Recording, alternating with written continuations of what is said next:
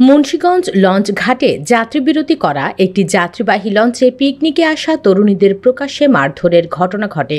এ সময় তাদের কাছ থেকে টাকা পয়সা ও মোবাইল ফোন লুট করার অভিযোগ পাওয়া গেছে। তরুণীদের মারধরের একটি ভিডিও সামাজিক যোগাযোগ মাধ্যমে ছড়িয়ে পড়েছে। নেহাল নামের এক যুবক লঞ্চের একেবারে সামনে দুই নারীকে বেল্ট দিয়ে প্রকাশ্যে পেটাচ্ছে, আর সেই ভিডিও ধারণ করছে সেখানকার শতাধিক মানুষ।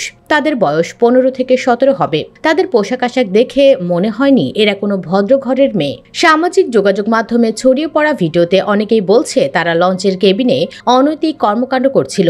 এদিকে এই ঘটনায় লঞ্চের কেবিনে অবস্থানরত তরুণ তরুণীদের অসংলগ্ন অবস্থা ও মাদক সেবনের অভিযোগে স্থানীয়রা লঞ্চে তল্লাশি করে ভাঙচুর চালায়। স্থানীয় সূত্রে জানা যায়, ঢাকা থেকে লালমোহন গিয়ে পুনরায় ঢাকায় ফিরছিল MV ক্যাপ্টেন নামের লঞ্চটি। লঞ্চটিতে কয়েক শতাধিক যাত্রী ছিল, যার মধ্যে একদল তরুণ তরুণী পার্টি করছিল। রাত 8টার দিকে লঞ্চটি মুন্সিগঞ্জ লঞ্চ ঘাটে যাত্রা বিরতির জন্য নোঙর করে। এ সময় যাত্রীরা স্থানীয়দের কাছে তরুণ তরুণীদের মাদক ও অশ্লীলতার অভিযোগ করলে লঞ্চে উঠে 3 তলার কয়েকটি কক্ষে তরুণ তরুণীদের আটক করে স্থানীয়রা।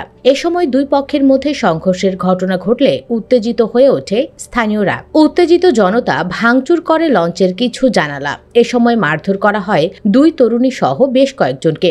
এদিকে সর্বশেষ মুন্সিগঞ্জ জানিয়েছে, লঞ্চে দুই তরুণীকে মারধর করার অভিযোগে অভিযুক্ত যুবক নেহাল আহমেদ জিহাদ থানায় গিয়ে আত্মসমর্পণ করেছেন।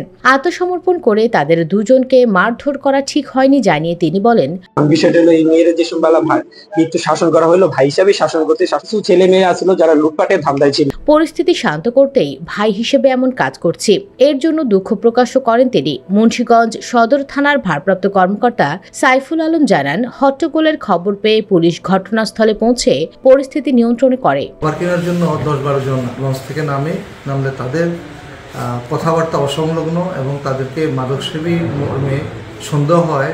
এখন পর্যন্ত কোনো অভিযোগ পাওয়া যায়নি। পুলিশের পক্ষ থেকে জিডি করে তদন্ত করা হয়েছে। তিনি আরো বলেন, এই ঘটনায় শনিবার দুপুরে ঘটনার সঙ্গে জড়িত নেহাল আহমেদ জিহাদকে জিজ্ঞাসাবাদের জন্য আটক করা হয়েছে।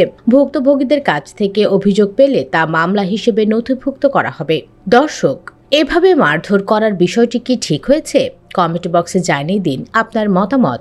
ভিডিও ভালো লাগলে লাইক দিন এবং শেয়ার করুন, আর অবশ্যই চ্যানেলটি সাবস্ক্রাইব করুন।